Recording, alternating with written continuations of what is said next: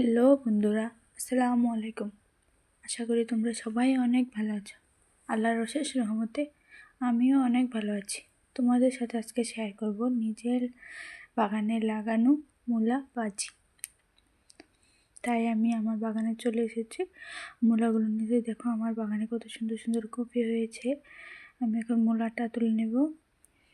আমি দুটো মূলা তুলে নেব। মূলাগুলো তুলে সুন্দরভাবে দেখো উঠতেছে না, খুব হাসি পেয়ে গেল।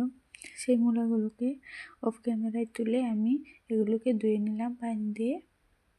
তারপর ধুয়ে ঘর দোয়ারগুলো গুছিয়ে তোমাদের সাথে শেয়ার করব। আমি এ পর্যায়ে আগে কুকারে ভাতটা দিয়ে নেব। আসলে ভাতটা আগে না দিলে দেখা যায় যে সেই ভাতটা হতে অনেক দেরি হয় বা কারেন্ট চলে যায়। আসলে তোমার ভাইয়া খুব রাগারাগি করে, তো ভাত না হলে তাই আমি আগে ভাতটা দিয়ে নিলাম। ভাতটা দিয়ে নেব। আমি খুব আজকে অল্প করে ভাত চড়াবো, যেহেতু আমি ডায়েটে আছি, তাই আমি একটু অল্প পরিমাণে ভাত রান্না করব। তোমরা যারা যারা জানতে চাও যে আমি ডায়েট চার্টে কী কী রেখেছি, তারা অবশ্যই আমাকে কমেন্ট করবে, আমি তোমাদেরকে বলে দেব। আসলে আমি কিন্তু 10 কেজি ওজন কমিয়ে ফেলেছি এই ডায়েট করাতে। তোমরা অবশ্যই আমাকে কমেন্ট করবে। এখন আমি চালগুলোকে ধুয়ে নেব সুন্দরভাবে।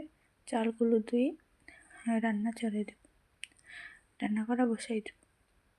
যদি আমার কথা বলা তোমাদের কাছে ভালো না লাগে তাহলে অবশ্যই কমেন্ট করে জানাবে। আমি কথা বলাটা আর একটু স্পষ্ট করবো। আসলে আমি খুব নার্ভাস, প্রথম এসেছি, যেহেতু তোমরা বুঝতেই পারছো।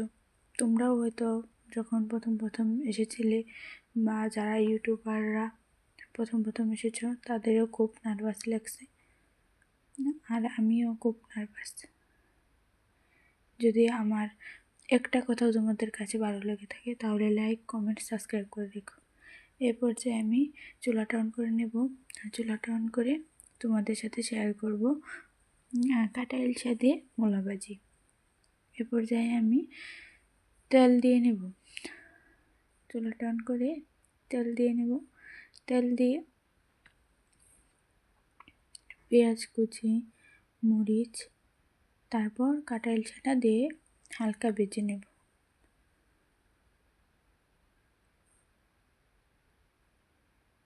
তোমরা যারা যারা আমার মতো ইউটিউবে ভিডিও বানাও, তারাও প্লিজ কমেন্ট বক্সে কমেন্ট করে যেও।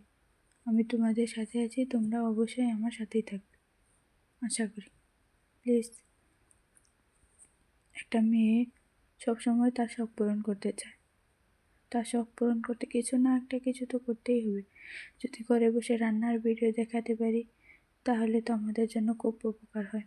এইভাবে পেঁয়াজগুলোকে একটু ভাজা করে মশলাগুলো দিয়ে, মশলাগুলো সুন্দর কালার আসলে এই পর্যায়ে মূলাগুলো দিয়ে দেবো।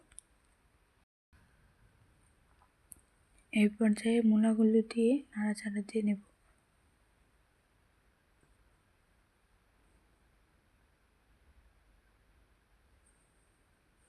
সুন্দর করে নাড়াচাড়া দিয়ে মূলাগুলোকে মশলার সাথে মিশিয়ে নেব।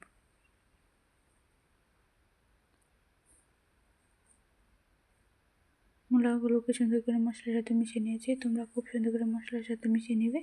একটু পর পর আমি নাড়াচাড়া দিয়ে এগুলোকে ডেকে দেব। আমি কিন্তু একটু পর পর নাড়াচাড়া দিয়ে ডেকে দিচ্ছি, না হলে কিন্তু নিচে লেগে দেবে। আমি কিন্তু অফ ক্যামেরায় সবগুলো সুন্দরভাবে নাড়াচাড়া দিয়ে নিয়েছি। যখন ভর্তার টাইপ একটা কালার চলে আসবে বা ভর্তা দেখা যাবে, তখন তোমরা এটাকে নামিয়ে দেবে। এই পর্যায়ে এই যে আমার হয়ে গেছে, তোমরাই দেখতে পাচ্ছ। এই ভিডিওটা এখানেই শেষ করছি। অবশ্যই তোমরা খেয়ে দেখবে।